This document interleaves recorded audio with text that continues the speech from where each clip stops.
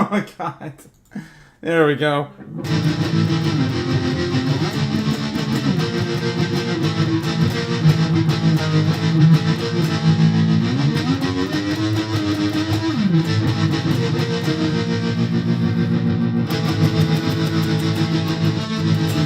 Hopefully you guys can hear all that. I'm not too loud today. Testing my bearings. How you guys doing? I am back. I'm finally back after all this time. And like, oh my god, the lighting. Oh god. It's not as bad as I thought it was. But yeah, pretty bad, guys. Pretty bad. How's it going?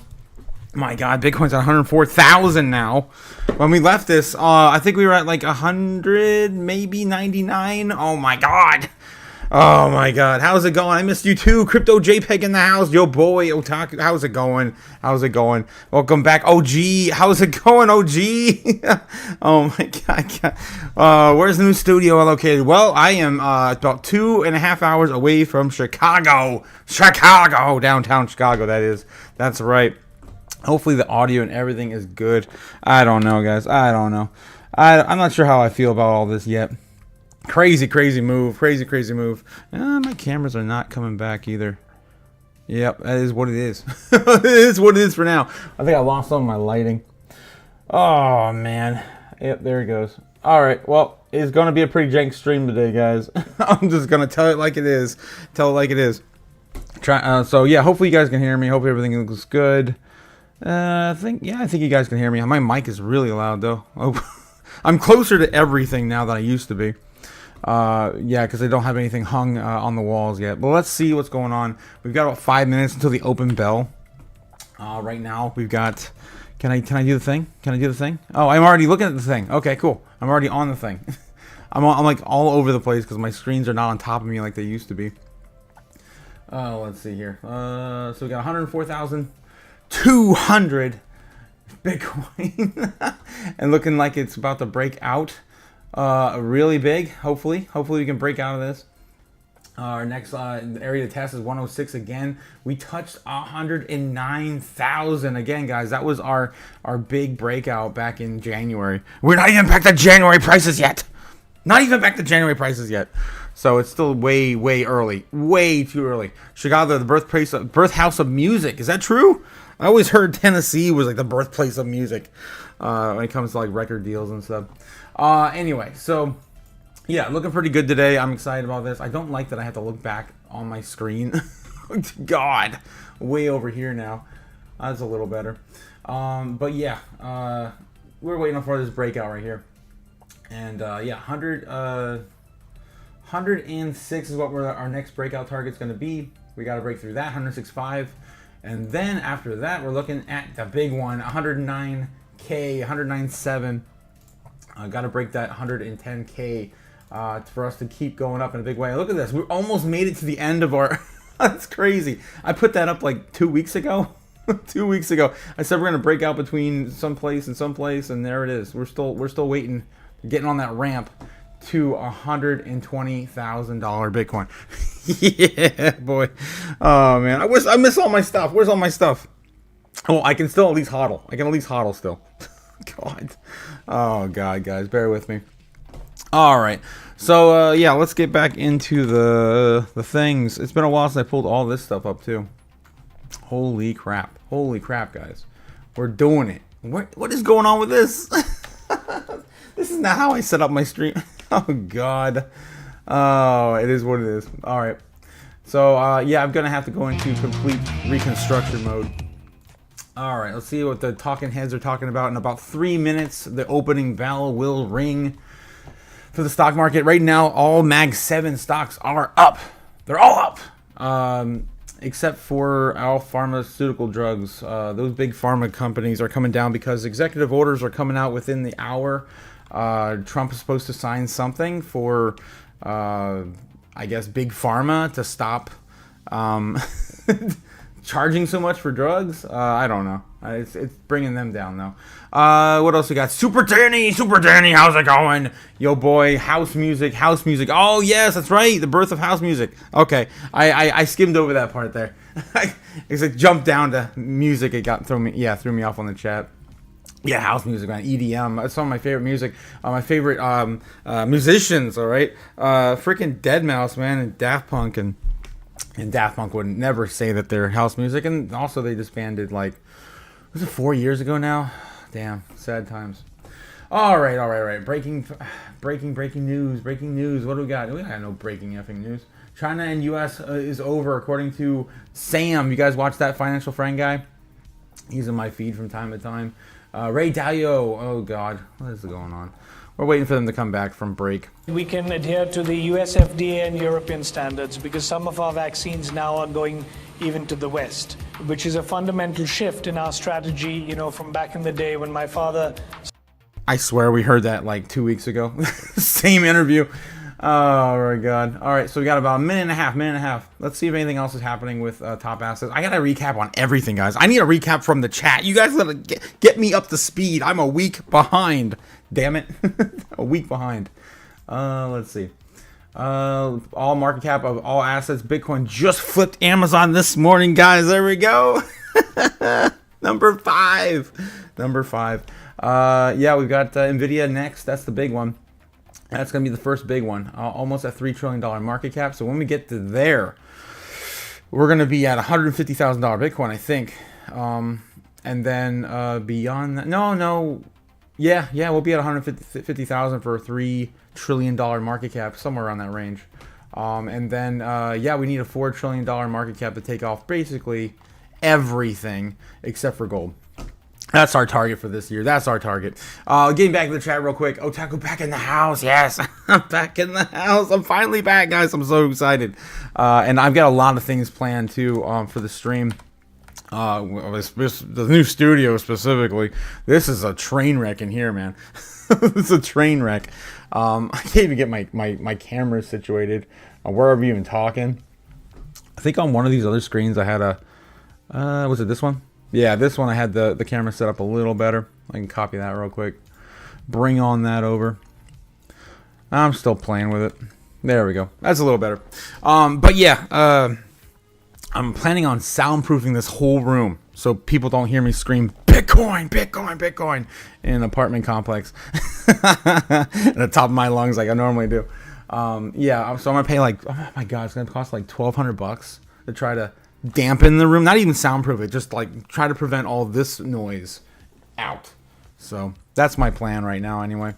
So there'll be a whole bunch of rubber here by the end of the week, maybe by the weekend, I hope. I don't know. Marketing opening bell right now at the minute. Great, but maybe today's the day, right? Because all tide should be, a rising tide should lift all boats except for drug makers. Except for drug makers, yeah. So we'll see how Palvella turns out and all of that. I do have some good news, though, and that's what's happening with the Magnificent Seven tech stocks right now. You can see Tesla, Amazon, Apple, Meta, all some of the stocks that always brings rallying Bitcoin in up. a big way right now. The really narrative here is just that this is a risk-on rally. These are some of the stocks that have been most beaten up over the past couple of weeks, and as such, it's some of the fiercest rebounders right now. It's going to be really interesting to see. It's funny because Amazon did not come back up. That you mentioned. For the most part, they're getting hit very hard as President Trump is expected any moment now to sign an executive order to drastically cut U.S. prescription drug costs. He wants Americans to pay the same low prices as other countries. Pharmaceutical manufacturers want Americans to continue to pay way more than anybody else in the entire world for the drugs that we buy. We're awaiting that EO signing from President Trump. You can see there, we're going to go to the White House in just a moment, scheduled to do that at 9:30 with the Health and Human Services Secretary. So yeah, any minute, that's what everyone's waiting for right now. I don't think it's going to really affect too much. I mean, I don't know. Well, except for Big Pharma. Big Pharma's going to crash because they've been getting overpaid for way too long. But I don't even know if they can legally do this. It's definitely not a fair market when you're, again, manipulating prices like that. I don't know. We have to wait and see on that. Oh my God, my keyboard got all messed up. Oh my God. No! What just happened? I don't know. I just did a thing. Okay, there we go. This is gonna be a jank stream, guys. I'm just telling you, just telling you like it is. All right, getting back into it, guys, with the chat. Your boy, yeah, man. You don't know what's going on in the world. I don't know what's going on in the world today. But yeah, you're lost without me. I appreciate it, man. I appreciate it. I'm lost without myself too. I've been losing my mind, guys, with this freaking move. It's been a nightmare. But it's finally over, and I can finally get on with it. Soon the normies in your apartment complex will know the orange pill and be yelling Bitcoin with me. Oh, that'd be amazing. No, I've already started getting into like a sound war with my neighbor upstairs. So what I'm planning on doing is like whatever music he's playing, I'm just gonna blast the same song like higher because I got some pretty crazy audio equipment too. But yeah, I'll see how much I can get away with the sound proofing of the room. Man, it's gonna be expensive. Oh my god. Milk Money in the house, yo, buddy. Good morning. Good morning. Glad to see you back. Glad to see you too. Yo, Milk Money. I'm happy to see all you guys, man. I missed you guys so freaking much. This week has been just a nightmare. I would have done everything to get back here sooner. This is just this whole thing, flying back and forth, driving all the way out here, dumping everything off, barely getting anything set up. I'm surprised I had this amount of stuff set up in time for this.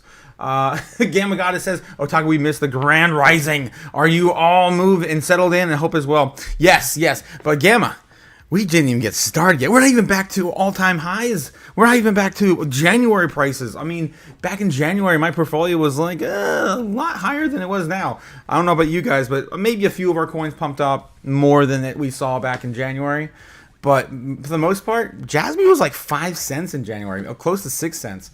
We haven't seen nothing yet. Jasmine just got back to 2 cents this morning.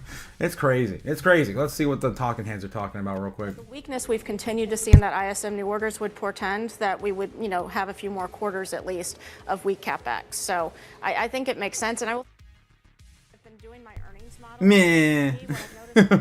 Meh. Let's get through. I'm gonna do a run through of everything while we're waiting for Trump. I'm gonna put him on the side of my screen so we can at least watch the market as Trump dumps or pumps our market with this executive order. I'm not sure how that's gonna take. I don't think it's gonna matter with crypto though.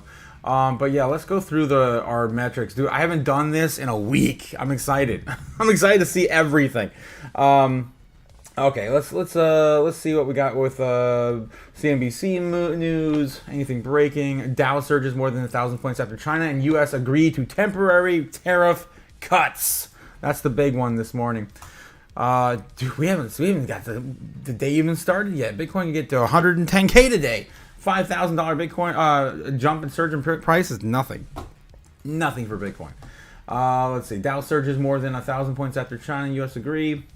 U.S. stocks rally after Monday on U.S.-China agree to temporary slash tariffs following negotiations over weekend in Switzerland. So they did get some stuff done over Switzerland. That's what I was wondering this weekend. Treasury Secretary Scott Bessent said on Monday that the talks with China have been very productive, with both countries had agreed to cut reciprocal tariffs by 115% for 90 days. That brings U.S. tariffs on Chinese goods down to 30%. The Chinese tariffs and U.S. imports to 10%. Bessent told the CNBC Squawk Box on Monday he expects to meet once again with representatives in Beijing for the next few weeks and iron out the bigger agreement. All right, that's bullish. Best Buy surged on that. Really? Man, people have just so many priorities, man, in America are just out of whack. They're out of whack. All right, that's the gist of it. I want to get back in to see if they're still just yapping back and forth. They haven't showed Trump yet. Let's see what else we got here. Crypto bubbles. Take a look at crypto bubbles. Yes. It's been forever. Yeah, on the day, it looks like everything's up about 5-10%. Not too bad. Jasmine's up 10% on the day. That's really not bad at all. Then we got a bunch of meme coins higher than that. Floki at 15, Whiff at 31. You know, my friend was telling me that Doge popped off. I'm like, I don't see no Doge. I don't see no Doge. Oh my god. Yeah, Doge is like still down like a 0.25% or 0.5%. Oh no, it's up 4% now. There we go. It's round a little bit. Last time I looked at it last night, it was like a fraction of a percent down. All right, what else we got? In our favorite coins, though, some of my favorite coins anyway. I can't speak for everyone. Let's see. Toshi went crazy, says Gamma Goddess. Yes. Yes, I know you guys are big on Toshi. I'm not big on many meme coins. Not many. Doge from time to time now these days, but yeah, Toshi's popping off. Some of my favorite coins here, you can see, are doing pretty well. I mean, everything up about 10%, 5-10%. ZBEX down 7%. It had a huge run in the last month, up still about 70%. That deserved a pullback. It was like, I think at the height, it was like 120% up. I mean, ZBEX was just killing it. But it did lose its near 202 level. I swear it touched 202. I was looking at a different chart or something. But yeah, it's coming back down right now. Great time to be buying this before another leg up as it consolidates downward. This could be the bottom. Also could be another retracement down to like 1.5, maybe just a clean 1.5, maybe 1.3 for a retracement there. But I'm still looking at a ZBEC for another, another dip into dry powder. All right, still nothing on the Trump, the big orange man in the room. Everything's starting to consolidate a little bit downward now. Jasmine just lost about 1%. Yeah, Near's down about 1% now. Everything's down a little bit. Within the hour, still looking pretty good. All right, so anyway, let's keep going. See what else I can pull out of my butt before Trump gets on. Coin market cap. I wanted to see what anything's shaking out. Man, why is the site's taking forever to get back up? Oh, there we go. And my internet's not as good as it was in my house. I'm just gonna tell you that right now, guys. So hopefully it is gonna be good for everyone. We'll see. I don't like that I'm looking over here now.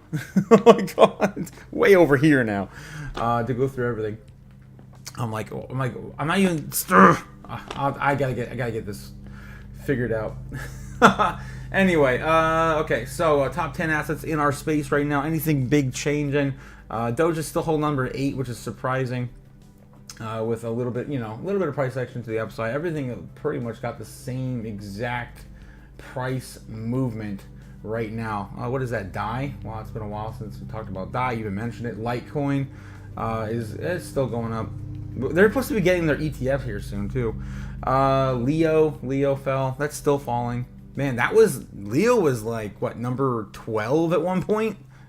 13, 11. I mean, it was up there. Sui is just making damage still. Almost $5. It's getting close to $5.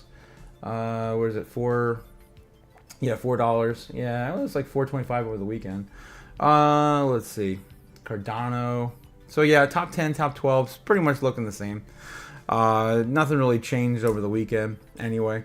Avalanche still up there at 13. Wow. Crazy. What about Jasmine? Where's Jasmine at? Jasmine still holding on to the 80s. Yep, it's still sitting at number 81 in market cap. Not too shabby. And XCN is still out there.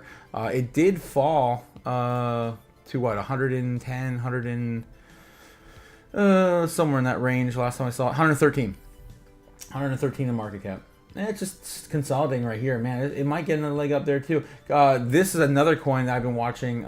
If you look at Crypto Bubbles, if you guys are looking for a place to enter right now, my top picks right now, my favorite projects are actually ZBEC, Jasmine, Miria, and XCN. I think XCN being the most down on the month. I mean, you can see that right there in the center.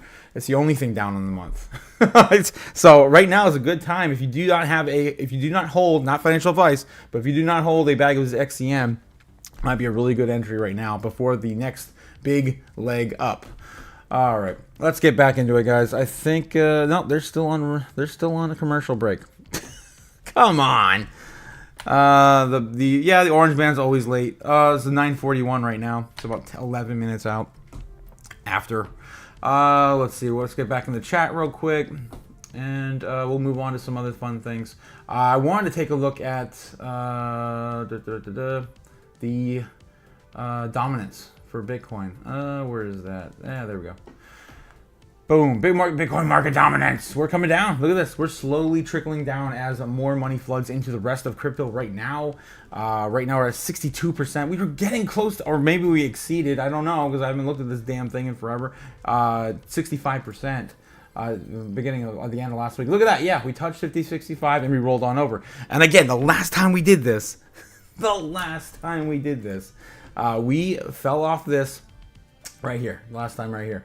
We fell off of this big high of 70 and rolled all the way down, and altcoin season started. So is this the first sign of that rollover and letting the rest of the big boys play? We'll see. We'll see. I still think that there's going to be a huge mad rush still into Bitcoin, but especially with Michael Saylor now is synthetically creating a halving within a halving by purchasing this much Bitcoin, which he also he did announce another purchase over the weekend. He's not going to stop. He's not. Can't stop, won't stop. Can't stop, won't stop. All right. Yeah. So let's get back in the chat before I forget, you guys. Overcome in the house. How's it going? How's it going? Overcome. They're still messing all around over there. Moto J, how's it going? Moto J, how's it going?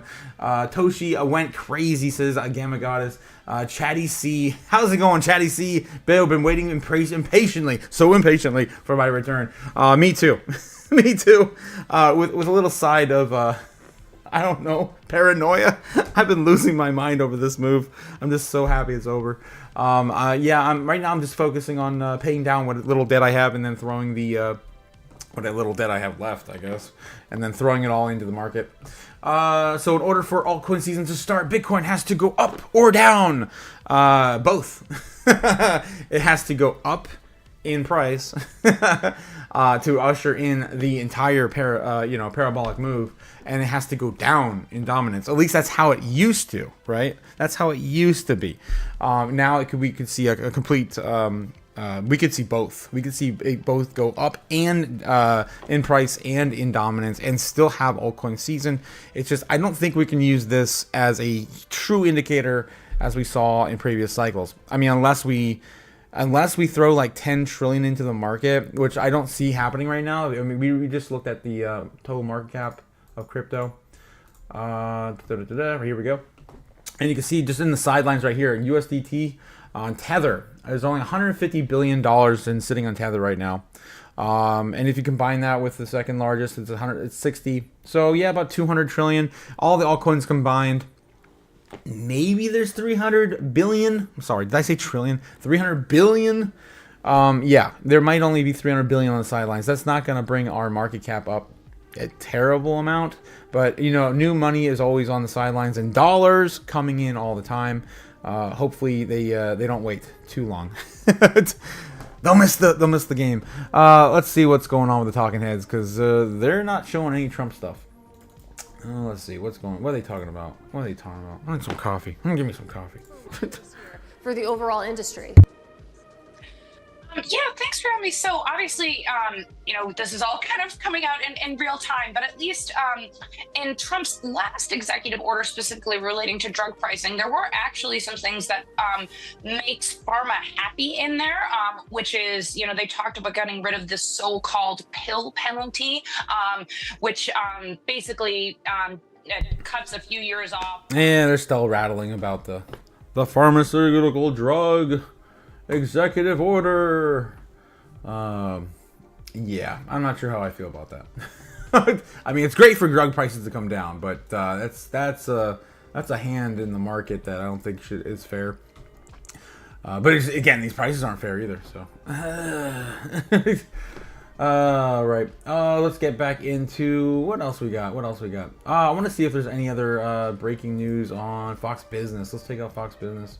Nothing on the top, nothing breaking news. Live update, some President touched deal with Trump's top rival. Yeah, we just read a little update to that. Taylor Swift's former oceanfront home hits market. What the hell? Why? Who cares? Recession recipes are now going viral on social media. Oh, like, I was just talking to my grandmother about this. You know, in the Great Depression, her grandmother taught her a recipe for dandelion salad. Dandelion salad. I'm like, what the hell? Yeah, hopefully we don't go back into that stuff. Goldman Sachs economists unveil risks of undermining central banks. Ooh. Yeah, they're getting ready for another bank collapse. They're getting ready. I know Bank of America's been freaking out. Former Vice Chair of the Federal Reserve, Lael Brainerd.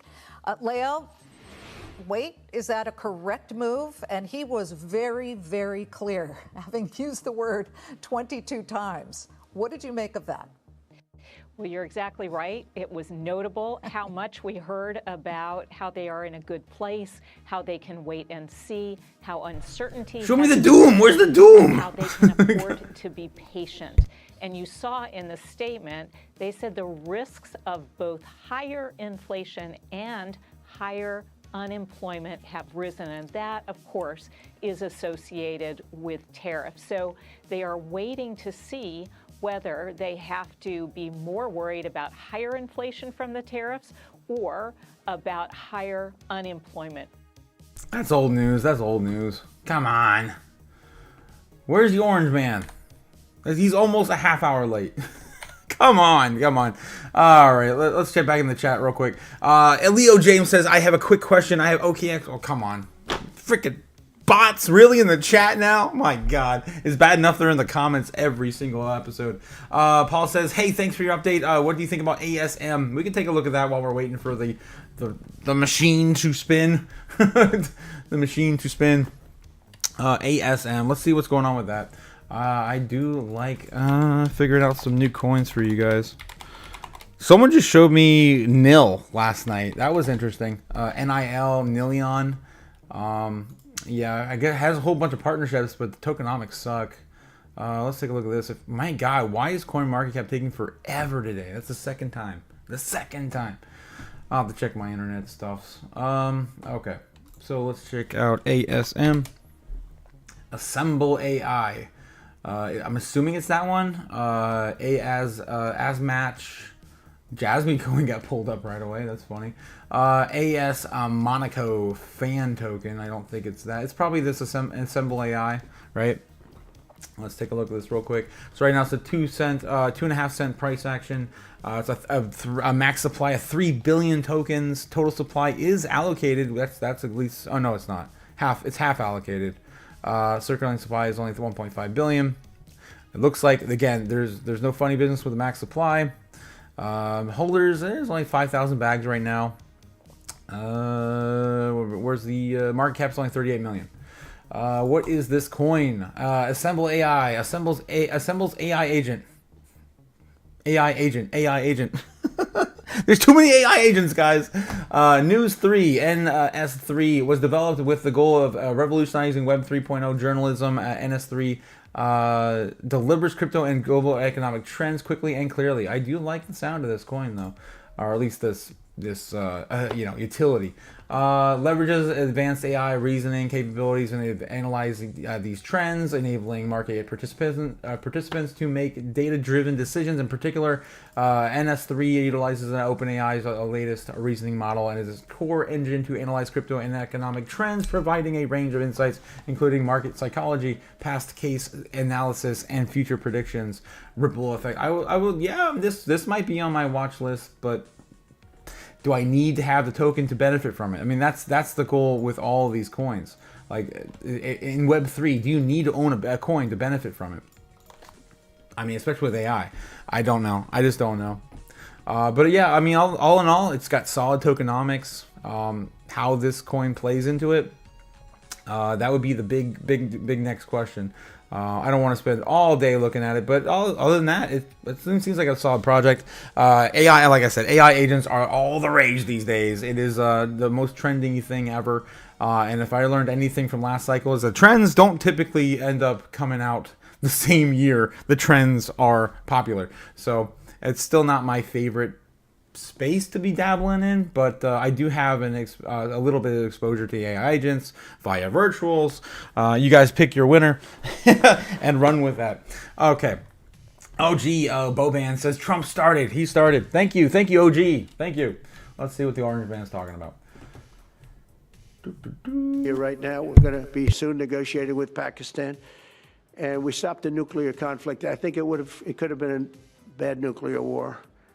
Millions of people could have been killed, so I'm very proud of that. I also want to thank Vice President Vance and Secretary of State Rubio for their work and efforts. They worked very hard on that. We also, as you know, created a situation where the Houthis, for the first time ever, have ceased firing, and they've let it be known that they're not going to be firing at American ships anymore, not going to be firing at Americans anymore.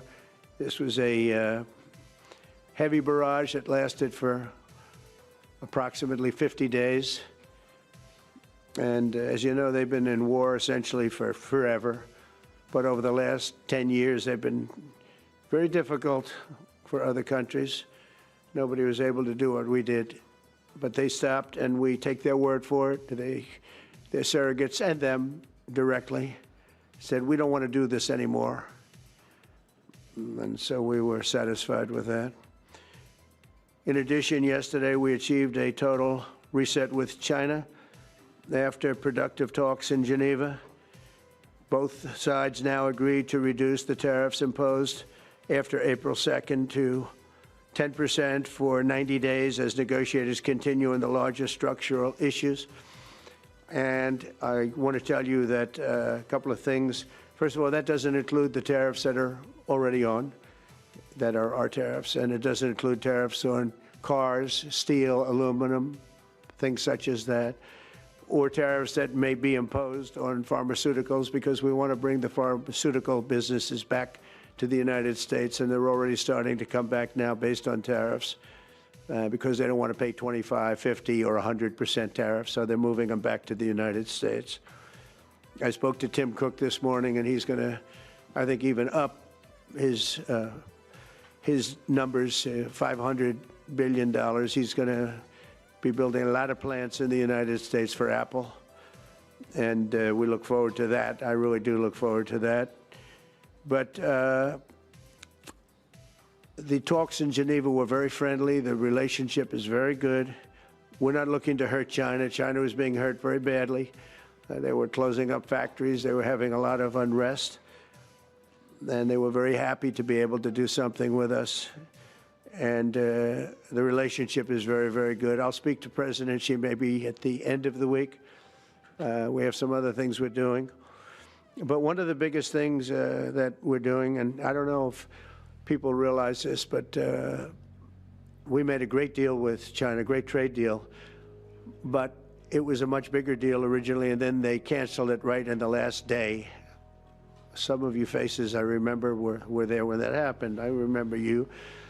And we had a deal where they opened up their country to trade with the United States. Did they really? And they took that away at the last moment, and then I canceled. 6 months later, we ended up doing a smaller deal, but it was a big deal. It was $50 billion worth of product that they were going to purchase from our farmers, et cetera. And we agreed to that. People thought it was 15 because they were doing 15. We made it 50 because I misunderstood the 15. I thought I said, you got to get 50. Because when I asked, if you remember the story, when I asked, what are we doing with them? My Secretary of Agriculture at the time, Sonny Perdue, said, sir, it's about 15 billion and we're asking for 15. And I thought he said 50. So I said, so they came back with the deal at 15. And I said, no way, I want 50 because you said 50. They said, sir, we didn't say that anyway. Bottom line, I said, go back and ask for 50. And they gave us 50. And they were honoring the deal. And we would call them up a lot. It sounds like my grandpa's stories. I'm just dying. They were honoring the deal. And then when Biden got in, they no longer honored the deal. There was nobody to call. I would call on an average of once every 2 weeks to say, come on, you have to speed it up a little bit. And our farmers were doing great. I said to them, buy more land and bigger tractors, if you remember. That's what happened. But the deal was a very good deal. But the best part of the deal was that we opened up China. China agreed to open itself up to American business to go in.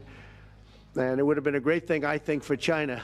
They would be able to see things that they haven't seen. They would be able to buy products that they had never been able to buy. Would have been great for American business. I think it would have brought unity between China, better unity between China and the Dixie just popped off, guys. It's at 101 now. 101. Damn. A little angry. I said they canceled the deal. The deal was done. It was all ready to be signed, and people went over. They came back to me, sir, they don't want to sign the opening up China. Well, the biggest thing that we're discussing is the opening up China, and they've agreed to do that. But it's going to take a while to paper it. You know, that's not the easiest thing to paper. But that's the single, I think, to me, some people would disagree. Some people would say we're getting a lot of money with tariffs or whatever. But, you know, especially when you add what we already have. Because remember, we're already getting the 50% on steel and different things. That's not included in these numbers. So you can add that. But the biggest thing to me is the opening up. I think it would be fantastic for our businesses if we could go in and compete with China. It would be a lot of jobs for China. It would be, I think, at a time when they can frankly use the jobs.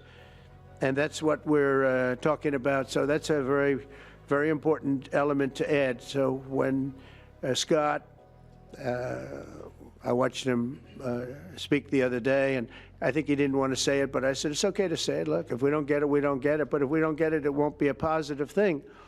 But if we do get it, I think it's maybe the most important thing to happen. Because if you think about it, we opened up our country to China.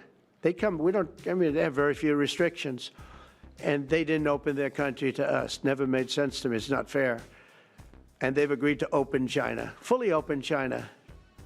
And I think it's going to be fantastic for China. I think it's going to be fantastic for us. And I think it's going to be great for unification and peace.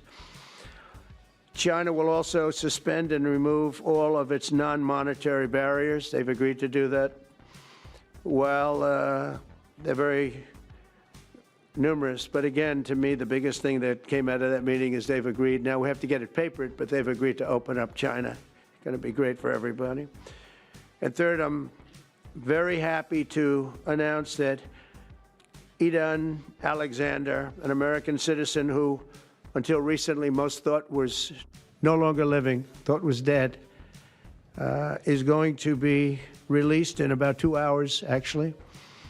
And he's going to be released before the eyes of Steve Witkoff, who has done a fantastic job. I know a lot.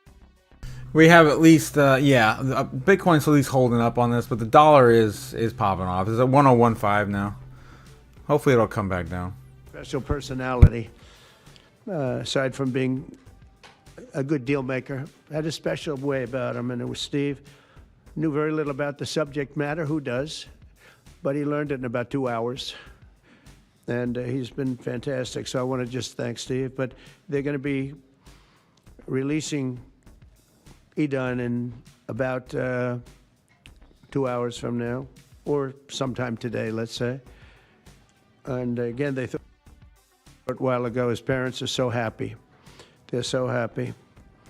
So it's, as you know, Idan's the only American citizen who's captured and held hostage by Hamas since October 7th, 2023. And he's coming home to his parents, which is really great news. I mean, to me, it's big news. They thought he was dead. So that's that. So we'll be heading there, and we'll be seeing 3 primary countries. You know all about that: Saudi Arabia, UAE, Qatar. On Thursday's meeting with Russia and Ukraine is very important. I was very insistent that meeting take place. I think good things can come out of that meeting. Stop the bloodshed of the horrible. It's a bloodbath. But that 5,000 more, it's really much more, I'm trying to be conservative, more than 5,000 soldiers. Russian, they're not American soldiers, they're from Russia, they're from Ukraine, but they're people. They're human souls, and they're being killed at levels that we haven't seen since the Second World War. And it's every week. A lot of drone fighting. It's a whole new form of warfare, and it's violent and vicious. And so that's it. I'd like to go back to China just for a second. They're very heavy on the fentanyl. We're charging them, as you know, 20% for the fact that they send fentanyl into our country. And they've agreed that they're going to stop that. And, you know, they'll be rewarded by not having to pay, hundreds of billions of dollars in tariffs. So the fentanyl should stop. It comes from China. It's amazing. and comes through our southern border, comes through our northern border too, comes through Canada, and comes through our southern border, much more through the southern border. But so that's a very important subject to me, because everybody in this room has lost friends or people that have family members that have died of fentanyl. So there's a big incentive for China to stop, and I take them at their word. They're going to work on that, I think, very hard. And one thing, when they work on something, they get it done. So now I'm about to depart on a historic visit. Some of you are going with us to, as I said, Saudi Arabia, Qatar, and United Arab Emirates. Before I do, I'll sign one of the most consequential executive orders in our country's history. I don't think there's ever been anything signed like this, certainly not with respect to health care, nothing even close. I'm delighted to be joined on this occasion by Secretary of Health and Human Services Robert F. Kennedy Jr., who is doing a really good job, I have to tell you that. CMS Administrator, a friend of mine, Dr. Mehmet Oz, who is an amazing guy. You know, I was telling Bobby before, Oz had a very successful show, but it hurt his reputation. Because when you're in show business, it hurts your reputation a little bit. It's good for you, but in terms of professionalism and being a doctor, it sort of hurts your reputation. This guy went to the best schools, was the best, I mean, top of the line. Then he did a television show, became a success, made a lot of money, all that stuff, but it sort of hurt him. And you know who I compare that to? I hate to say this, but a special woman, Jeanine Pirro. She was the toughest, smartest DA, maybe in our countries, in our cities and states, history, New York. She was really tough, really sharp. Then she did a show, and people didn't think of her quite the same way. She became more of an entertainment person, like Oz. Oz is not an entertainer. He's not really an entertainer. You know the real story. And she isn't either. She is. What the hell is he even talking about? One of the strongest district attorneys in the history of New York. Highly respected, very tough. Went after the drug dealers at a level that you don't see today anymore. And you know, hopefully she's given up a tremendous, she's leaving the #1 show on cable television, one of the #1 shows on television, period. The 5, but they've got great people left behind, but she was a big part of it. And so I equated to that. Jeanine Pirro is unbelievable. FDA Commissioner Dr. Marty McCary, with a reputation that's second to none, and the job he's doing already has been fantastic. Thank you, Marty. And Director of National Institute of Health, Jay Bhattacharya, who has been, as you know, from Stanford, so highly regarded, and have all been working with us very hard on this. And the question they would ask, being a little bit new to the government aspect of it, is why doesn't somebody fight the drug price situation, meaning equalization? There's a term, it's called equalization.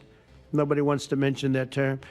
And I'm not knocking the drug companies. I'm really more knocking the countries than the drug companies, because they're forced to do things. But the drug lobby is the strongest lobby in this country, they say, the drug lobby. It's between that and lawyers. And they have a lot of power.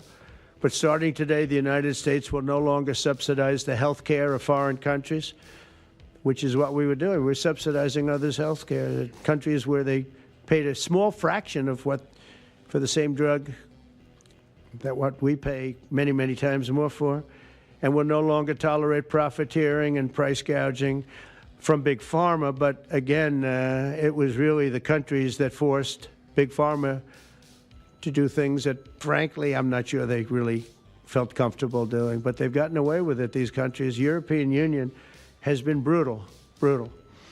And the drug companies actually told me stories. It was just brutal how they forced them. And European Union suing all our companies, Apple, Google, Meta. They're suing all of our companies. They end up, they have judges that are European Union-centric, and they get rewarded $15 billion, $17 billion, $20 billion, and they use that to run their operation. Not going to happen any longer, that I can tell you. So what's been happening is we've been subsidizing other countries throughout the world, not just in Europe, throughout the world. European Union was the most difficult from what I understand. I mean, I'll tell you a story. A friend of mine who's a businessman, very, very, very top guy. Most of you would have heard of him. A highly neurotic, brilliant businessman, seriously overweight, and he takes the fat shot drug. And he called me up, and he said, President, he calls me, he used to call me Donald, now he calls me President, so that's nice respect. But he's a rough guy, smart guy, very successful, very rich. I wouldn't even know how we would know this, but because he's got comments. President, could I ask you a question? What? I'm in London, and I just paid for this damn fat drug I take. I said, it's not working. He said, I just paid $88. And in New York, I pay $1,300. What the hell is going on? He said, so I checked. And it's the same box, made in the same plant, by the same company. It's the identical pill that I buy in New York. And here I'm paying $88 in London. In New York, I'm paying $1,300. Now, this is a great businessman, but he's not familiar with this crazy situation that we have. But he was stunned. But it was just one of those stories. And I brought it up with the drug companies, represented by somebody who's very, very smart, good person, too. And we argued about it for about half hour. And then finally he just said, because they can't justify it, he just said, look, you got me. You got me. I can no longer they've been justifying this crap for years. They said, oh, it's research and development. Well, I said, well, research and development, other countries should pay research and development, too. It's for their benefit. It was just one of those things, and the other countries would set a price. I always wonder if these rants are like scripted. Are they on the prompter? I always watch his eyes when he goes into those rants. Well, then you walk away, and, they'll call you back, and they'll sell it in the country. But now they'll have to do that. So for the first time in many years, we'll slash the cost of prescription drugs, and we will bring fairness to America. Drug prices will come down by much more, really, if you think 59. If you think of a drug that is sometimes 10 times more expensive, it's much more than the 59%. It depends on the way you want to analyze it, but in one way you could analyze it that way. But between 59 and 80, and I guess even 90%. So when I worked so hard in the first term, and if I got prices down, remember I was the only one to ever get prices down for a full year, but I'd get them down like 2%, and I thought it was like a big deal. Well, we're getting them down 60, 70, 80, 90%, but actually more than that if you think about it in the way mathematically. And Pharma has to say, we're sorry, but we'll not be able to do this any longer to these countries that have been so tough. They've been very tough, nasty. It's trade. It's trade. And pharma is also very powerful. And the Democrats have protected pharma. This is the Democrats have protected pharma. These are the Democrats. And by the way, I just called the Speaker of the House, and I just called the leader, our leader in the Senate, John Thune, Mike Johnson. Spoke to both of them. I said, when you score, you're going to have to score two things. You're going to have to, number one, score that hundreds of billions of dollars of tariff money is coming in. But even bigger than that, you're going to have to score that your cost for Medicaid and Medicare and just basically pharmaceuticals and drugs is going down at a level that nobody has ever seen before. It'll pay for the Golden Dome. I see the Golden Dome is there, see? That'll easily pay for the Golden Dome. And we'll have a lot of money left over. We need the Golden Dome, by the way, in this world. Although this world's a lot safer today than it was a week ago, and a lot safer than it was 6 months ago. We had people that had no clue what they were doing. So today, Americans spend 70% more for prescription drugs than we spent in the year 2000. Think of that. Our country has the highest drug prices anywhere in the world by sometimes a factor of 5, 6, 7, 8 times. It's not like they're slightly higher. They're 6, 7, 8 times. There are even cases of 10 times higher. So that you go 10 times more expensive for the same drug, that's big numbers. Even though the United States is home to only 4% of the world's population, pharmaceutical companies make more than 2/3 of their profits in America. So think of that. With 4% of the population, the pharmaceutical companies make most of their money, most of their profits from America. That's not a good thing. Now, I think, by the way, I have great respect for these companies and for the people that run them. I really do. And I think they did one of the greatest jobs in history for their company, convincing people for many years that this was a fair system. And nobody really understood why, but I figured it out. For years, pharmaceutical and drug companies have said that research and development costs were what they are, and for no reason whatsoever, they had to be borne by America alone. Not anymore, they don't.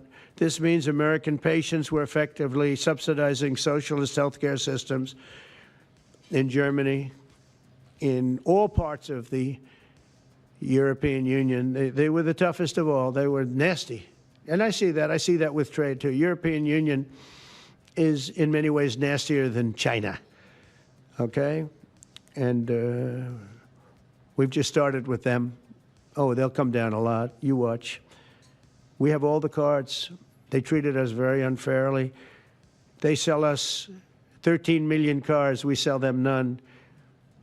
They sell us their agricultural products. We sell them virtually none. They don't take our products. That gives us all the cards, and very unfair. So they're going to have to pay more for health care, and we're going to have to pay less. That's all it is. And believe it or not, you know, because it's really the world we're talking about, not just the European Union, but because it's the world, the numbers are for the healthcare company not as bad as you would think. They'll make the same. I think the healthcare companies should make pretty much the same money. I really don't believe they should be affected very much, because it's just a redistribution of wealth. It's a redistribution where it could be the same top line, but it's going to be distributed differently. Europe's going to have to pay a little bit more. The rest of the world's going to have to pay a little bit more, and America's going to pay a lot less. Again, because it's a much smaller population than when you think of the whole world. So basically what we're doing is equalizing. There's a new word that I came up with, which I think is probably the best word. We're going to equalize, where we're all going to pay the same. We're going to pay what Europe's going to pay. We're going to all pay. Now, there may be some countries in dire need, and I would be willing to sacrifice that, but and help them. But it's called most favored nation. We are going to pay the lowest price there is in the world. We will get whoever is paying the lowest price.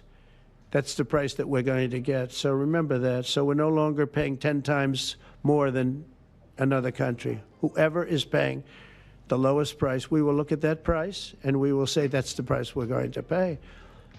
Most favored nations. That's what it is.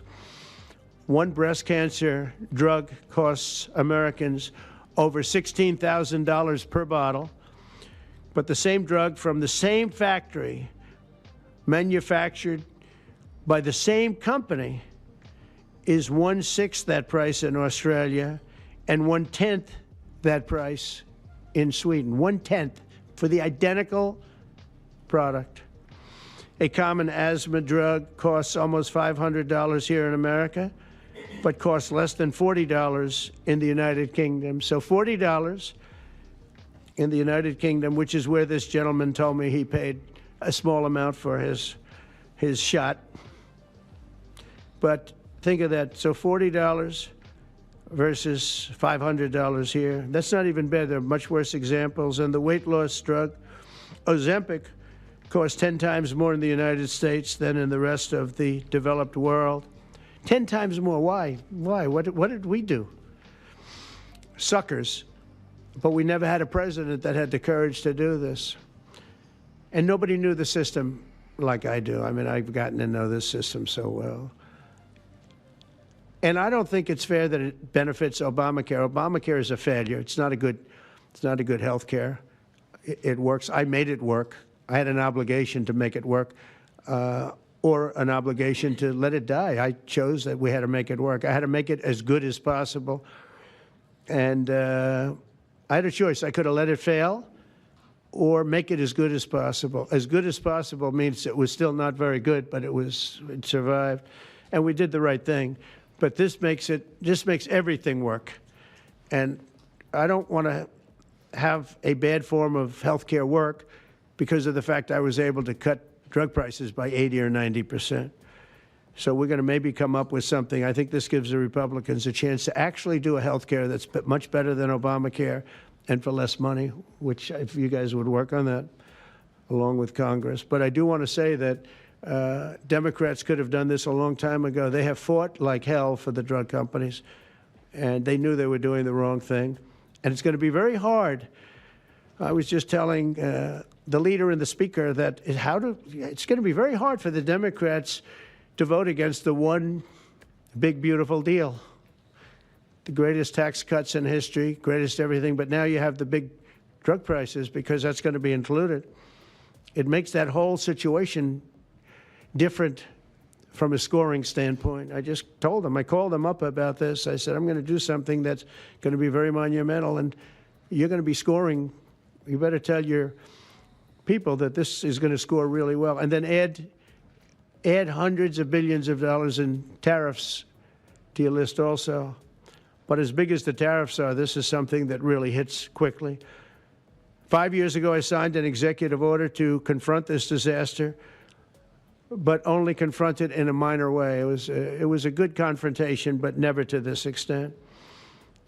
And it took people a little while to understand a very complicated system. But Joe Biden, without any knowledge of what he was doing, terminated the policy and then pretended to negotiate under a new system. And then you take a look, 5 out of the 10 drugs that he negotiated are now over 200% more expensive in America than the rest of the world, and far more expensive than when he even got involved. Much more expensive than when he got involved. Joe Biden's plan was as you know, because you wrote about it, you don't say it very loudly, but it was a very big failure, was his whole presidency. First, I'm directing the U.S. trade representatives and Department of Commerce to begin investigations into foreign nations that extort drug companies by blocking their products unless they accept bottom line and very low dollar amounts for their product, unfairly shifting the cost burden onto American patients. And we'll be taking a look at that very strongly. The biggest thing we're going to do is we're going to tell those countries, like those represented by the European Union, that, that game is up, sorry. And if they want to get cute, then they don't have to sell cars into the United States anymore. It's a very big subject. And they won't get cute, because I'll defend the drug companies from that standpoint. They were given a price by the European unions and other countries. This is what you do. This is what we're going to pay. We're not going to pay any more. Let America pay the difference, because there was a big shortfall. Let America pay it. And that's what we did, but we're not doing it anymore. Next, my administration will secure what we're calling most favored nations drug pricing. The principle is simple. Whatever the lowest price paid for a drug in other developed countries, that is the price that Americans will pay. And we're using the term other developed countries because there are some countries that need some additional help, and that's fine. I think that's very good. Some prescription drug and pharmaceutical prices will be reduced almost immediately by 50 to 80 to 90%. Big Pharma will either abide by this principle voluntarily or will use the power of the federal government to ensure that we are paying the same price as other countries. To accelerate these price restrictions and reductions, my administration will also cut out the middlemen. We're going to totally cut out the famous middlemen. Nobody knows who they are, middlemen. I've been hearing the term for 25 years, middlemen. I don't know who they are, but they're rich. That I can tell you. We're going to cut out the middlemen and facilitate the direct sale of drugs at the most favored nation price directly to the American citizen. So we're cutting out, Bobby, the middlemen. It's so important, right? You got to do that. They're worse than the drug companies. They don't even make a product, and they make a fortune. It's very smart business people, that I can tell you. If companies make no significant progress toward most favored nation pricing, which we will insist that they do, so I think I'm wasting time talking about it. We're going to insist upon it. And we'll insist, and we're going to help the drug companies with the other nations, because those other nations do a lot of trading with us. They need our trade, just like China needed us very badly. They need us just as badly. We will do whatever we have to with trade, just like we did some great things with trade with India and Pakistan. It really helped the situation, very heated situation. Could have lost millions of people, more than millions, I mean, many millions of people. And they want to do business with America, but we never used our powers that way. We never knew how. We never had people that knew how to do that. We'll also open up America's market to safe and legal imports of affordable drugs from other countries, putting dramatic downward pressure on prices. And if necessary, we'll investigate the drug companies, and we'll, in particular, investigate the countries that are doing this, and we will add it onto the price that we charge them for doing business in America. In other words, we'll add it on to tariffs if they don't do what is right, which is everybody should equalize. Everybody should pay the same price. And special interests may not like this very much, but the American people will. I am doing this for the American people. I'm doing this against the most powerful lobby in the world, probably the drug lobby, drug and pharmaceutical lobby. But it's one of the most important orders, I think, that's ever been signed, certainly with regard to health care or health in the history of our country, and it's an honor to be a part of it. And I'd like to ask Robert F. Kennedy to say a few words, please. Thank you. Thank you, Mr. President. This is an extraordinary day. This is an issue that, I grew up in the Democratic Party, and every major Democratic leader for 20 years has been making this promise to the American people. This was the fulcrum of Bernie Sanders' runs for presidency, that he was going to eliminate this discrepancy between Europe and the United States. But as it turns out, none of them were doing it. It's one of these promises that politicians make to their constituents, knowing that they'll never have to do it. And the reason they'll never have to do it is because they know that Congress is controlled in so many ways by the pharmaceutical industry. There's at least one pharmaceutical lobbyist for every congressman, every senator in Capitol Hill, and every member of the Supreme Court. By some estimates, 3. Pharmaceutical companies, the industry itself spends 3 times what the next largest lobbyist spends on lobbying. So this was an issue that people talked about, but nobody wanted to do anything because it was radioactive. They knew you couldn't get it by Congress. We now have a president who is a man of his word, who has the courage. President Trump was taking money from the pharmaceutical industry too. I think they gave you $100 million. But he can't be bought, unlike most of the politicians in this country. And he is standing here for the American people. I don't know what, there's writers like Lord Elizabeth Warren or Robert Reich who are saying that President Trump is on this side of the oligarchs.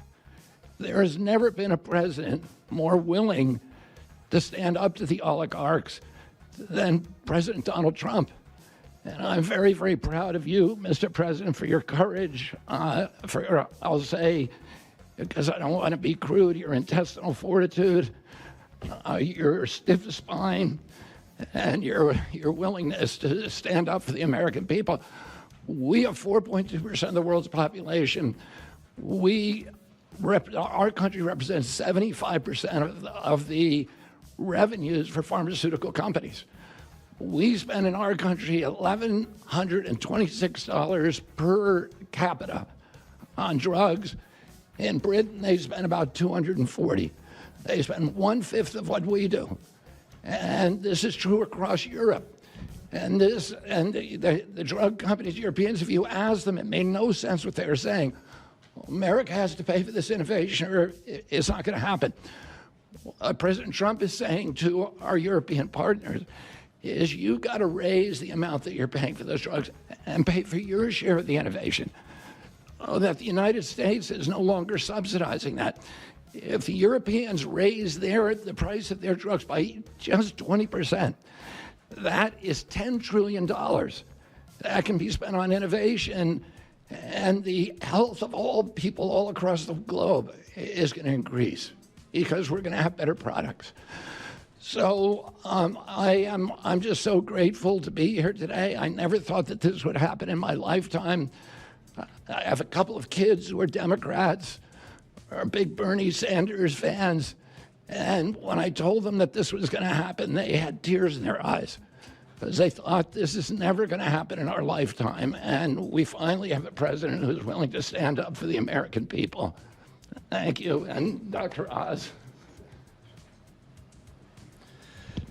Thank you, Secretary Kennedy. This is the most powerful executive order on pharmacy pricing and healthcare ever in the history of our nation.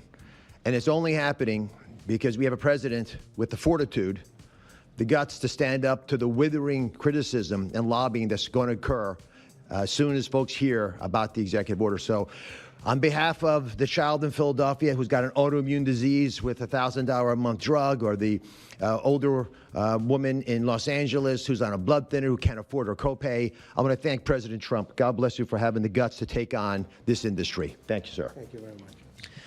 So let's talk about the details a little bit. And this is primarily about equalization, as President Trump said. It's about fairness. Think of NATO as a metaphor. When President Trump said, you've got to pay a little more, so it makes sense for all of us, they came up. And the European countries contributed. The same thing we believe will happen in this situation. Most people who have thought about this process agree that it is patently unfair to tolerate the numbers that Secretary Kennedy and President Trump have reflected to you. On this chart to my left is a list of the 10 drugs that were negotiated in the IRA. Again, this is the bill, the law, that regulates a negotiation process. This is the best price that was able to be obtained by the Biden administration. And if you look at these numbers, they actually reflect how much on top of the most favored nation price was being paid by the United States. So the closest to me, Bob, you can point to the chart against the closest one, 289%, the one that's closest to you. That means that we are paying in America 4 times more than that drug costs in other countries. Again, 100% is the baseline. It's 289% above that baseline. It goes all the way down to when we're paying 50% more than any other country. That's the range. As was pointed out by President Trump, half the time we're paying 3 times more than is paid in other countries. It doesn't make any sense for the system. That stated, President Trump has over and over again indicated, and Secretary Kennedy reflected as well, we want innovation. We want our technology partners doing the best they can to make the best solutions for drugs to cure as many people in America and around the world as possible. By getting our allies to pay a bit more, as they should be, and they should have for many years been doing, will course correct a problem that's gotten out of hand. And by doing that in a thoughtful, effective way, we're going to be able to get the pharmaceutical industry whole. Those jobs will still be here, will still be productive, will still be curing cancer and a slew of other ailments that plague humanity. America will still be the leader in this space, but we'll be paying the appropriate amount, the right-sized amount for those tasks. So over the next 30 days, the 4 of us up here, together with people who are standing in the back of this room, we're doing a lot of the heavy lifting, are going to be approaching pharmaceutical companies to talk specifically about what we want the most favored nation price to be based on the best data we have. We're looking forward to a thoughtful interaction with these corporate leaders, many of whom we've spoken to and in quiet will agree the system is not right the way it is. They're patriotic Americans. They want what's right. But the fact that in my lifetime, as Secretary Kennedy said, for the first time, we have a thoughtful and aggressive approach thanks to President Trump, on taking on the special interests, should give all Americans confidence that this is an administration that stands for fairness, and it should chill the waters for those who believe they can push us away from our North Star, which is to take care of the American people. Mr. President, God bless you. Thank you. Thank you. Jay, you want to go next? Sure. Yeah, Bitcoin just lost support at 103 during that. I teach economics at Stanford as well as health policy. And one thing that's really, really simple in economics is that when you have a persistent price difference for the same product between 2 countries, there is something deeply wrong. And what President Trump has done is a historic measure that should have been done a long time ago. What we're going to do is make sure that those prices become much closer to equal, like a competitive market you'd expect. Right now what's happening is the American people are subsidizing in large fraction the research and development efforts for drug companies around the world by the higher prices that we pay. With this new order, Europe will share the burden of that. And in fact, if you may think of it as like as somehow it's like it's going after drug companies, actually it's helping drug companies. Because what we're also going to do with this order, what President Trump has done with this order, is he's said to European governments, look, if you are taking advantage of the drug companies by forcing them to charge very, very low prices, we're going to defend American drug companies in Europe. At the same time, we're standing up for the American consumer who's been paying far too high prices for far too long. I can go back decades to point to congressional reports after government report after government report of tremendously high drug prices, much higher than the rest of the world, and nothing has been done about it until this moment. And I'm really, really proud, President Trump, that you've done this. I'm really proud to be included in this and looking forward to the work ahead. Thank you, Jay. Thank you, Mr. President. On behalf of the many doctors I've talked to about this very issue, thank you for taking the bull by the horns. Presidents on both sides of the aisle have talked about this and floated it and said they've wanted to do it, so you've had the courage to do it. Thank you. I've been a surgical oncologist at Johns Hopkins for 22 years, and I have seen patients suffer. We didn't take an oath to heal patients and then watch their life get ruined financially with their home, mortgage, retirement, going down the drain with GoFundMe campaigns, raising money from church communities and synagogues and friends they haven't seen in 20 years to try to raise money for what? For a system where Americans have been getting ripped off by 10, 12, 15 times higher prices than we see in other countries. The fundamental problem in healthcare is that we've had non-competitive markets. And we can do little things around the edges, or we can transform those markets to competitive markets, and that's what this executive order does today. Imagine buying a Ford for $175,000, a regular car, and then hearing that people in London are buying it for $10,000 every day, all day long. That is the craziness of this system. We're going to do everything we can at the FDA to support this executive order. It's transformative. Thank you, Mr. President. Thank you. Thank you very much. So thank you very much, everybody. I think it's a very important day. In many ways, you have... We'll start with the Houthis. We go to Pakistan and India. We go to what we did with China, the trade deal, and with UK. And by the way, many other deals are coming in very much. At a certain point, we'll just set the price because we know where we are. But we'll just set the price. But world trade is going to be terrific, and our country is going to be making a lot of money. Taxes are going to go down. Taxes are going to go down very, very substantially. But you look at all of the things that we've done, and now today I'm heading over. We'll see what we're going to do with respect to Iran. I think you have very good things happening there, too, by the way. I think they can't have a nuclear weapon, but I think that they are talking intelligently. We're in the midst of talking to them, and they're right now acting very intelligent. We want Iran to be wealthy and wonderful and happy and great.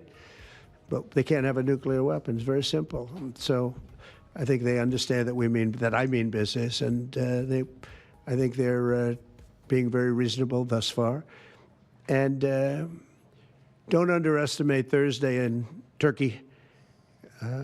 President Erdogan is going to be a great host, and we are doing some work with him having to do with Syria, too, by the way. We're going to have to make a decision on the sanctions, which we may very well relieve. We may take them off of Syria because we want to give them a fresh start. But President Erdogan's asked me about that. Many people have asked me about that because the way we have them sanctioned, it doesn't really give them much of a start. So we want to see if we can help them out. So we'll make that determination. But I think you're going to have maybe a good meeting. You have the potential for a good meeting, that a meeting wasn't going to take place. I insisted that that meeting take place.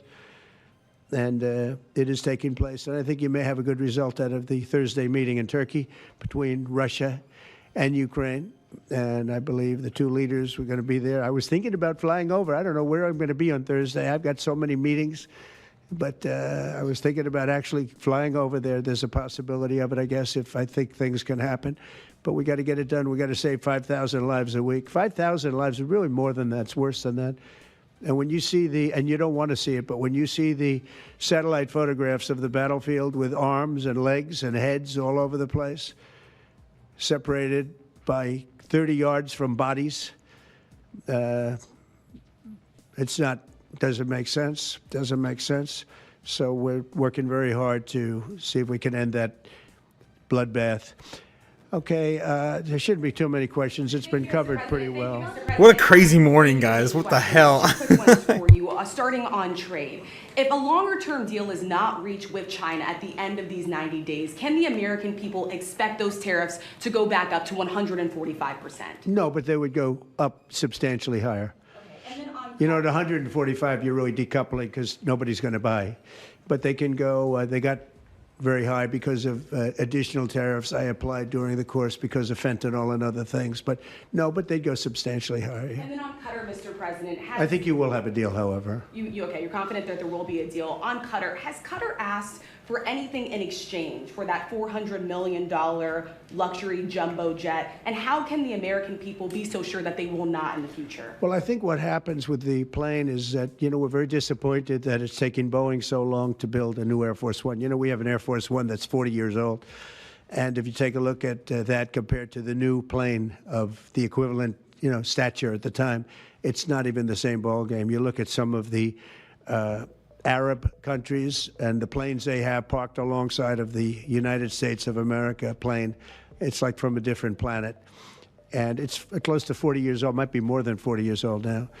And we, when I first came in, I signed an order to get it built. I took it over from the Obama administration. They had originally agreed. I got the price down much lower. And then when the election didn't exactly work out the way that it should have, a lot of work was not done on the plane because a lot of people didn't know. They made change orders that were so stupid, so ridiculous. And it ended up being a total mess, a real mess. And when I came back, I said, by the way, what's going on with the Boeings that are coming in? Well, sir, they're way behind. And they are. They're way behind. They were way behind. Another mess that I inherited from Biden. And it's going to be a while before we get them. And I think Qatar, who we've helped them a lot over the years in terms of security and safety. I think they, and very, very nicely, and I have a lot of respect for the leadership and for the leader, Qatar. And I think they knew about it because they buy Boeings. They buy a lot of Boeings. And they knew about it. And they said, we would like to do something. And if we can get a 747 as a contribution to our Defense Department to use during a couple of years while they're building the other ones, I think that was a very nice gesture. Now, I could be a stupid person and say, oh, no, we don't want a free plane. We give free things out. We'll take one, too. And it helps us out because, again, we're talking about we have 40-year-old aircraft. The money we spend, the maintenance we spend on those planes to keep them tippy-top is astronomical. You wouldn't even believe it. So I think it's a great gesture from Qatar. I appreciate it very much. I would never be one to turn down that kind of an offer. I mean, I could be a stupid person and say, no, we don't want a free, very expensive airplane. But I thought it was a great gesture. And I think it was a gesture because of the fact that we have helped and continue to, we will continue to, all of those countries, Saudi Arabia, the UAE, Qatar, and others, we keep them safe. If it wasn't for us, they probably wouldn't exist right now. And I think this was just a gesture of good faith. And I don't get it. Someday it'll be like Ronald Reagan. They decommission them. They get to a certain age, they decommission them. It'll go to my library. They're talking about going to my library in years out. But I thought it was a great gesture. And it's something that was done by Ronald Reagan. They actually decommissioned the plane, and he put it in his library. And it actually has made the library, I think, a Boeing 707. It's actually made the library more successful. So it was good. Do you plan to use the plane after you leave office? No, I don't. No, it would go directly to the library after I leave office. I wouldn't be using it. No. Mr. President, on the hostage, you said that the release of the American hostage, Adam Alexander, is a step in good faith to end this war. Do you expect any progress, or perhaps announcement on ceasefire during your trip to the Middle East? We hope that we're going to have other hostages released too, as you know. So when I met with the hostages 3 weeks ago that were there for quite a while, you remember the 10 people that came in, mostly young people, 1 or 2 were a little bit older. They were explaining the trials and tribulations. I mean, they went through hell. And I said, how many are there? They said 59. I said, that's a lot. I didn't realize, because we got a lot out. You know, we got a lot of hostages out, I think you will acknowledge. They said 59, but then they said, they followed that up by saying 59, of which 24 are living, the rest are dead. But the people whose son, mostly son, I think 1 daughter in this case, but mostly sons are there, or husbands are there. Those people want the dead bodies as much as they want the live body. I have a mother that calls me, but came up to me when I first met her, and she said, sir, please get my son out. He's dead, but they have his body. And I asked her about that, and it's as though he were alive. The level of wanting that body back is the same. It couldn't be any more, as though he were alive. So, you know, getting the bodies back is very important. That could be a thing having to do with the religion. It could be same. I was amazed at the level of importance. It's the same as if the son or husband or whatever was alive. So they said 59. In fact, they came in with a number 59 written out on like a sign on their chest. They came to thank me for getting them out. And I said, what does the 59 mean? They said, well, that means there are 59 people. But then they said, but 24 are living. Now it's 21. The number's 21. So now it's actually, we'll get Etan today. We think we're getting him today. So it's 20. So they have 20 live hostages there. The rest are dead bodies. Mr. President, are you open to negotiating your tariffs on cars, steel, and aluminum with China or any other country? Well, we're not even talking about that. We're bringing the car business back into this country. We have commitments, not only commitments, they've already started construction on many plants. They've left Mexico in a few cases. In a few cases, they've left Canada. They're not going to build in Canada. They're going to build here because we have the market, and the tariffs have been amazing. The election and the tariffs. November 5th was a big day, and on top of that, of course, you wouldn't have the tariffs without the election, I guess, if you look at it. But we have at least 11 committed massive car factories that are going to be built, that are in the process of being built. And some are going through, some have actually started. We also have renovations of existing factories where they weren't utilizing the full factory from years gone by, and now they're under full renovation. They'll be opening up full factories in a very short period of time. Our car industry is, I think we're going to have the #1 industry. You know, if you look at Japan and these others, they do tremendously with cars, and they can do that too. But you know, if they want to sell cars in the United States, they're going to have to build factories in the United States, because I'm interested in cars for the United States. Now, one other thing is, in our tax bill, we're giving not only no tax on tips, no tax on Social Security, no tax on overtime, but also we're going to get a deduction for people that borrow money to buy a car if it's made in America. If it's not, we have no interest. A meeting between President Putin as well as President Zelensky. If President Putin doesn't show up to these talks in person in Turkey, will you join Europe in putting higher sanctions on Russia? If I felt it would be important toward getting the deal done, I'm the one that insisted on the meeting. They couldn't get a meeting because one said ceasefire, one said no ceasefire. It was going back and forth. I said, look, at this point, we got to stop it. Just go to the meeting. The meeting's been set. Go to the meeting on Thursday. And if I thought it would be helpful, I don't know where I'm going to be at that particular point. I'll be someplace in the Middle East, but I would fly there if I thought it would be helpful. Yeah, please. Refugees. I want to ask you about South African refugees. Dozens of Afrikaners who claim discrimination in their home country are heading to the United States, Right. where your administration is going to welcome them as refugees. Now, this comes as you've halted virtually all refugee admissions for people fleeing famine and war from countries like Sudan and the Democratic Republic of Congo. Why are you creating an expedited path into the country for Afrikaners but not others? Because they're being killed, and we don't want to see people be killed. Now, South Africa leadership is coming to see me, I understand, sometime next week. And, we're supposed to have I guess a G20 meeting there or something. But we're having a G20 meeting. I don't know how we can go unless that situation's taken care of. But it's a genocide that's taking place that you people don't want to write about. But it's a terrible thing that's taking place. And farmers are being killed. They happen to be white. But whether they're white or black makes no difference to me. But white farmers are being brutally killed, and their land is being confiscated in South Africa. And the newspapers and the media. That's been going on for years. Television media doesn't even talk about it. If it were the other way around, they'd talk about it. That would be the only story they'd talk about. And I don't care who they are.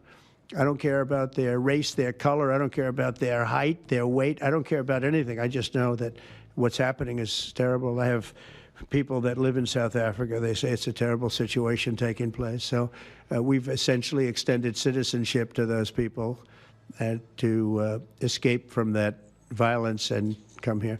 Yeah. Please. Mr. President, thank you. Are you letting China off the hook for these 90 days, and do you really believe that they will follow through with non-tariff barriers and remove those? Non-monetary tariffs, yeah. Yeah, I think they're going to follow through. I think they want it very badly. I think they want the deal very badly. Again, this doesn't include the steel tariffs that I put on a long time ago that Biden tried to get off, but he couldn't get them off because it was too much money. I took in hundreds of billions of dollars from China, what a lot of people don't know, but we put on the tariffs originally. And if I didn't do that, we wouldn't have a steel industry today. Now we have a thriving steel industry. It'll be thriving much more with what we're doing because this is the next level. But it doesn't include that, doesn't include cars, doesn't include pharmaceuticals when we do that. And the reason we're doing that will be to get them to come back into the country. There are, again, I always say it because a lot of people forget, but if a company like Eli Lilly, which is making a massive investment in the United States right now. They're building many, many plants. They've already started like 7 of them, many plants, but they are not going to be tariffed. There's no tariff cost. So they're all doing that. They're all coming back to the United States. I mean, I'll tell you what, I hope I get the benefit of watching this because, as president, because, it takes a little while to do this stuff. And we're doing it early in the administration. If you think of it, we have, I believe, if you look at the real total, it's over $10 trillion committed for plants and factories. Other administrations haven't had $1 trillion over a 4-year period, even over an 8-year period. We have over $10 trillion committed in one form or the other over 2 months. Give me a break. I'm here to hear 3, but let's give me a break on the first month. We want to get acclimated. But if you think about it, it's really 2 months. And so in 2 months, we have an investment already of over $10 trillion. And other presidents haven't had that done over a year, over 4 years in some cases. It's unprecedented. There's never been anything like it. It's a very exciting time in America. Thank you very much, everybody. Thank you. All right, that was yes. President Trump in it's the over. White House, making some comments about a wide range of issues, particularly centered on healthcare and the news that the Trump administration aims to cut U.S. drug prices. Crazy morning, guys. Oh my God. Who would have thought the day I get back, it's this. This is nuts, guys. Holy crap. Oh man, how's it going? Well, I'm gonna get back in the chat and catch up with you guys because a lot to unpack there. Holy crap. Okay, so let's get back into the chat real quick and we catch up with you guys, then we'll get into it. So yeah, Paul. Yes, hey, how's it going, Paul? Gamma Goddess. Yeah. Tola. Salute, my guy. How's it going, Tola? What a crazy announcement. What in the world? Welcome back. Thank you. Reminds me of the Chinese troll videos with the overweight American workers in the factory making phones. Gamma, yeah. Good morning. How was the hyperbolic time chamber? Oh man, I couldn't have stayed there any second longer. I was losing my mind. Danny says Trump sounds tired. Yeah, he did sound tired. Well, he just came back from Switzerland. and that his advisors were, of course, covering that whole thing with him. What else we got here? And he's back. Yes, I'm back, guy. I'm back. Quint, how's it going, Quint? Daddy Trump has spoken. Meme coin season is loading. Yeah, dude, all the memes are popping off. WIF is up 26%. I don't know why. I can't tell you why. But it is. They might have announced something. Maybe they're actually getting on the Vegas Sphere finally. I keep saying, when Sphere? They had the funding like a year and a half ago. I don't know. Yo-Yo Mars, how's it going? Yo-Yo Mars, Yo-Yo Homeboy in the new home, yes. Good old Danny boy. Yes, I'm happy to see Danny, of course. Super Danny back in the chat. Danny Trump has spoken. Yes. Lily, K. Lily in the house as well. He's like my uncle who's in the 70s telling stories leading into other stories. Yeah. And some of those stories, I don't know if you guys noticed, but his eyes, they twitch back and forth. He's reading some of those on the teleprompter. You can tell when he's not, like towards the end there, when he's answering the questions, he's unscripted. He's not reading off anything. So some of those stories are scripted, which is kind of weird. Quint says, China. Yeah, he said China a few times today. Oh my gosh. Isn't it Bitcoin's because Sweden and Australia have both socialized healthcare? I mean, I don't know. I mean, Canada has socialized healthcare, don't they? Or at least their taxpayers pay for it directly. The prices are still cheaper than here. Hello, Otaku. Yes, how's it going, Beebs? How's it going? First video from the new crib. Yes, Rod, yes. Sup, players? Benzine, how's it going, Benzine? It's been a minute. Oh, man, it's been a minute. It's been a week. Justin Gamma says that you're trying to get a mother effing scholarship. The Pineapple Express. What in the world, Gamma? Man. Hopefully the AI is not taking all of our jobs just yet. And those scholarships will matter. I hope so. Let's see. Time to make money, says J Love. Time to make money. Welcome back. Strange Sky. How's it going, Strange Sky? Welcome back indeed. Hope your new house is fine. Yeah, it's all right. We're working on it. As you can see behind me. We're getting comfortable. Strawberry Dragon says, Otaku, yes, hello everyone. How's it going, Strawberry? My favorite type of dragon. The strawberry kind. Yes, and then that we are caught up. Rod also asks, please tell me how this will pump our bags. Oh my God. Well, I can tell you that it's not great for the dollar to be pumping right now, but Bitcoin doesn't seem to really care. We did lose a little bit of this support, a little bit. So we are retracing back to at least 102.5. If we can at least make this a new bottom, we can continue the run up. But Dixie did move, and it's not the first time ever we'll see Bitcoin move and the dollar move at the same time. So we could still see a bit of a retracement back to the upside today. It really depends. Again, the big one in the room, the one thing that will pump our bags today, or at least anyway, I could show you this. Michael Saylor, of course, continuing to buy Bitcoin. Yes, that's right. Strategy is up 568,840 BTC now. What? That is insane. Guys, they have to be getting close to BlackRock level of holdings. Let's see what's going on with BlackRock. I can never... Yeah, there we go. Figure out which one's which. I'll wait for that to go up. But yeah, has another 13,390 into its treasury, spending approximately 1.34 billion, an average price of 99.8 per coin, according to the executive chairman Michael Saylor. Yeah, this is crazy, guys. This is crazy. If I can get the Bitcoin treasuries, what the hell? It's taking forever. There we go. So where's BlackRock sitting at currently? They keep jumping this website, which is good. So yeah, not quite as much as BlackRock, but again, for one single company holding almost the same amount as an asset manager is insane. So 568,000 Bitcoin now. Michael Saylor is hodling. Crazy stuff, guys. Alrighty, right. Oh God, I cannot believe he ran this long, guys. It's almost 11 o'clock. It's almost 11 o'clock. But yeah, it's been a minute. Let's go take a look at the chart. Let's see what Bitcoin can do today. Let's see where our support levels are before we head out. Because my gosh, we went into overtime. Who would have thunk? Who would have thunk that like Trump would be out there today on the microphone the day I get back? It's crazy. So we did lose this level of support, ending a little bit of our rally a little early.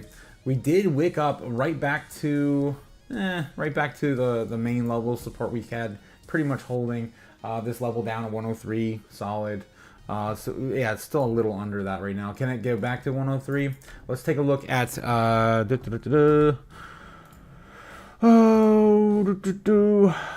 I could find it. Yes, let's take a look back at our heat map. Yes, our heat map. Loading. Why is everything taking forever to load?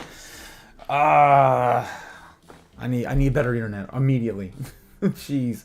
Alright, of course, bringing the heat map for free is Kimber the White Snow Lion, anime reference for those who know. Don't pay for something you get for free. Stupid. Damn it.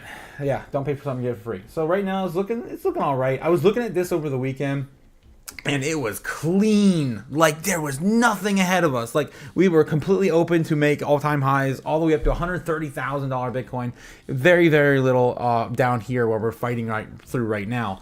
You can see we did chop through here a little bit this morning, right before Trump got on. And it was looking pretty good. We were smashing all through. All we had to do was get through about $110,000 Bitcoin, and we would have made our quick ascend to at least 112, I think. 112 to 113, somewhere in that range. They're setting up shop pretty harsh. And then, yeah, we've been, a huge move to the upside. Now we're seeing a little bit of bears take over the market. And you can see here, they're fighting us pretty strong. And I'm losing it. I'm losing it, guys.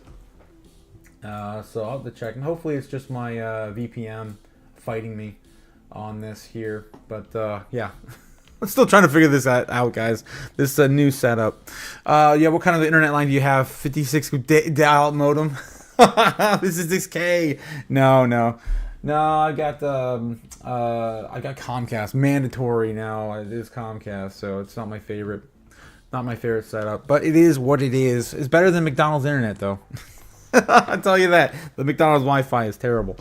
I know. I used to work there. Jeez. But yeah, hopefully we can continue this move to the upside. Again, this is still early. We don't have day trading for another hour or two in the States. So I think we could probably recover pretty quickly. Let's see if there's anything else breaking before we head out into the day with the crypto news. I think we're going to get the most of everything out in the open with Trump now. So that's pretty much done. Seller says stalled below 150K on weak hands on bull's eye to Bitcoin price rally. Interesting headline. A lot of Bitcoin, for whatever reason, it was left in the hands of governments, lawyers, and bankruptcy trustees. Sailor noted 2 days ago. I am behind, guys. I'm so far behind. Let me know in the chat, like, what was your favorite highlight for the week? Last week, because I am behind an entire week now. Unless like some headlines hit my phone, I was pretty much so absorbed with the move. So let me know what your favorite takeaways were. 21 Capital is still my favorite thing. I think that happened right before I left. That's going to be huge, especially when they start really allocating. We still don't have a GameStop buy-in yet. Did that ever happen? Am I missing something? Like what, they announced they're going to buy like a month ago now or more, and we were covering that since the end of last year. I mean, it's nothing new. It's just they actually announced they were going to actually buy, and they never bought. What the hell? GameStop announced plans to invest Bitcoin in 1.5 billion convertible note debt offering, and yeah, they still didn't do it. Apparently, they still didn't do it. Like, if GameStop should buy Bitcoin. The big takeaways from the stock market, too, I did want to mention this. S&P 500. Well, of course, we did lose the top 5 asset ranking for Bitcoin in the morning during all this. About 200 million was thrown into Amazon during Trump's speech. So that's kind of the big takeaway from the S&P 500. It is up about 3% on the day. For anyone who cares. about the S&P. Crypto seems to be just kind of taking a back seat right now, with everything just kind of circling back into the S&P 500 and the NASDAQ recuperating today. Where was that market cap? I had it pulled up too. Oh yeah, there it is. Yeah, we got Bitcoin's market cap here as well, but my dominance falling, just falling. This is again positive for altcoins, but yeah, crypto in general right now is taking a little bit of a beating. We're still over 3 trillion in market cap, though, I believe. Let me get back to coin market cap. Yeah, we're still at 3.3 trillion. Not bad. Not bad. I'll take it. I'll take it. Fear and greed too, man. Fear and greed is still looking greedy for stock market and Bitcoin this morning. And crypto, if it pulls up, geez. Yeah, still in 70 for greed, and for the stock market, 67. Wow, that's a huge flip. The last time I was on, guys, it was still like in borderline between fear and extreme fear for the traditional markets. So this is crazy flipping happening here. My gosh, guys. All right. So I'm gonna probably call it here now, guys. It's 11:03. I'm looking forward to tonight's stream. I got a lot of work to do. I got a ton of unpacking. My entire house is literally a minefield. I'm stepping on stuff. I lost a TV in the move. I lost a display case in the move. In terms of like destroyed. A few other things too. I can't remember. But yeah, it's been crazy. But all in all, I'm happy. It's done. It's over with, and we can all move on. Yeah, it's also excited to get back on the lives with you guys. Twice a day. Oh, it's gonna be fun. It's gonna be fun. But yeah, I got a lot of work to do. I'm gonna try to get this room soundproof by the beginning of next week. Hopefully by the weekend, if I can get it on order today. I just had oh crap, I forgot about. I had a car accident too last night. Yeah, I gotta get my shit together, guys. But anyway, I hope you have a great day. Don't do anything stupid, right? Don't do anything stupid. And I'll see you guys tonight, 8 p.m. of course, like always. Stay safe. I'll see you later. Where's the button? Where's the button? I don't know where the button is.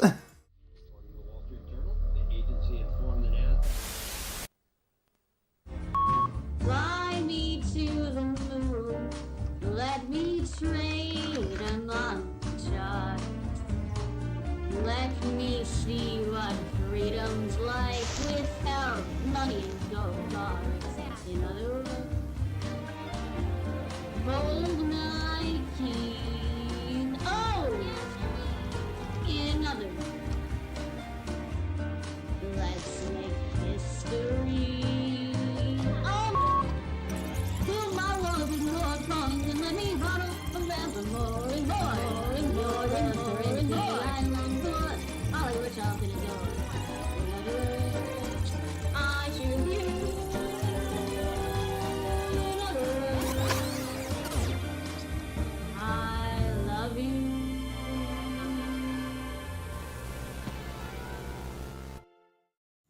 Do I even still have a side camera? I guess I do.